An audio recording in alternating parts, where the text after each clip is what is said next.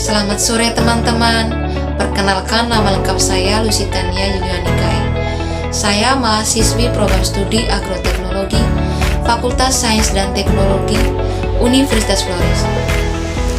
Pada sore ini, saya akan menjelaskan sedikit terkait dengan materi klasifikasi tanah. Video ini saya buat sebagai syarat kelulusan mata kuliah morfologi dan klasifikasi tanah. Yang pertama, pengertian klasifikasi tanah. Sistem klasifikasi tanah adalah suatu sistem pengaturan beberapa jenis tanah yang berbeda-beda, tapi mempunyai sifat yang serupa ke dalam kelompok-kelompok dan subkelompok-kelompok berdasarkan pemakaian-pemakaian. Yang kedua, klasifikasi berdasarkan tekstur. Dalam arti umum, yang dimaksud dengan tekstur tanah adalah keadaan permukaan tanah yang bersangkutan. Tekstur tanah dipengaruhi oleh ukuran tiap-tiap butir yang ada di dalam tanah. Pada umumnya, tanah asli merupakan campuran dari butir-butir yang mempunyai ukuran yang berbeda-beda. Dalam sistem klasifikasi tanah berdasarkan tekstur, tanah diberi nama atas dasar komponen utama yang dikandungnya, misalnya lempung berpasir, lempung berlanau, dan seterusnya. Yang ketiga, klasifikasi berdasarkan pemakaian. Klasifikasi berdasarkan tekstur adalah relatif sederhana karena hanya didasarkan distribusi ukuran tanah saja. Dalam kenyataannya, jumlah dan jenis dari mineral lempung yang terkandung oleh tanah sangat mempengaruhi sifat fisik tanah yang bersangkutan.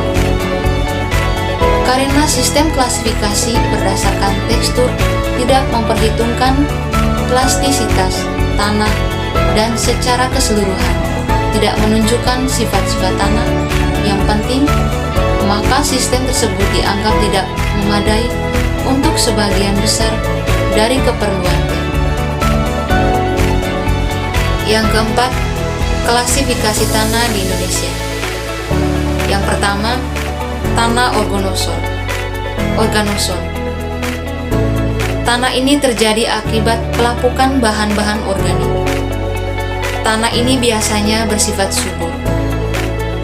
Organosol terbagi menjadi dua, yaitu yang pertama, tanah gambut merupakan tanah hasil pembusukan yang tidak sempurna dari daerah yang kadang-kadang tergenang oleh air atau rawa.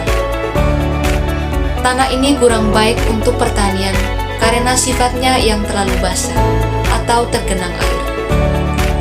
Yang kedua, tanah humus merupakan tanah hasil pembusukan bahan-bahan organik yang mempunyai sifat sangat subur. Tanah ini berwarna kecoklatan dan cocok ditanami tanaman padi, kelapa, dan nanas. Yang kedua, tanah vulkanik. Tanah ini terjadi akibat pelapukan abu vulkanik dari gunung berapi. Tanah jenis ini dibagi menjadi dua, yaitu A. Latos.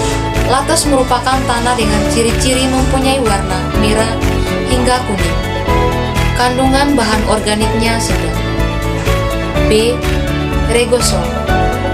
Regosol merupakan tanah dengan ciri-ciri berbutir kasar, berwarna kelabu sampai kuning, dan sedikit berbahan organik. Yang ketiga, tanah aluvium atau aluvial. Tanah aluvium merupakan tanah yang diendapkan dari hasil erosi di dataran rendah. Jenis tanah ini mempunyai ciri-ciri berwarna kelabu dan subur. Tanaman yang cocok ditanam di tanah jenis ini adalah palawija, tebu, kelapa, dan tembakau. Yang keempat, tanah potsol. Tanah ini subur dan berwarna merah sampai kuning. Tanah jenis ini cocok untuk tanaman kelapa dan jamu menteng. Yang kelima, tanah laterit. Tanah laterit merupakan tanah hasil cucian kurang subur karena kehilangan unsur hara dan tandus. Awalnya tanah ini subur, namun karena unsur haranya dilarutkan oleh air, maka menjadi tidak subur.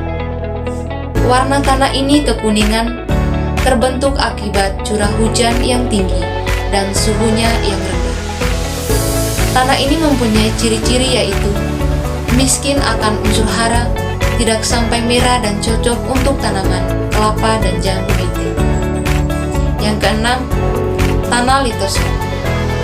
Tanah litosol adalah hasil pelapukan batuan beku dan batuan sedimen yang baru berbentuk sehingga mempunyai butiran yang besar. Ciri-ciri tanah jenis ini adalah miskin akan unsur hara dan mineralnya masih terikat pada butiran yang besar-besar. Tanah litosol kurang subur sehingga tanaman yang cocok dengan tanah ini adalah tanaman-tanaman yang besar di hutan.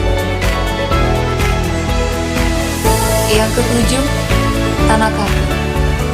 Tanah kapur merupakan jenis tanah akibat dari pelapukan batuan kapur. Yang kedelapan, tanah pasir. Tanah pasir merupakan tanah yang bersifat kurang baik bagi pertanian yang terbentuk dari batuan beku dan batuan sedimen dengan butiran sangat kasar dan berkerikil. Jenis tanah ini banyak dijumpai di mana-mana. Pada awalnya, jenis tanah diklasifikasikan berdasarkan prinsip zonalitas, yaitu yang pertama, tanah zonal, yakni tanah dengan faktor pembentuk tanah berupa iklim dan vegetasi. Dan yang kedua, tanah intrazonal, yakni tanah dengan faktor pembentuk tanah berupa faktor lokal, terutama bahan induk dan relief.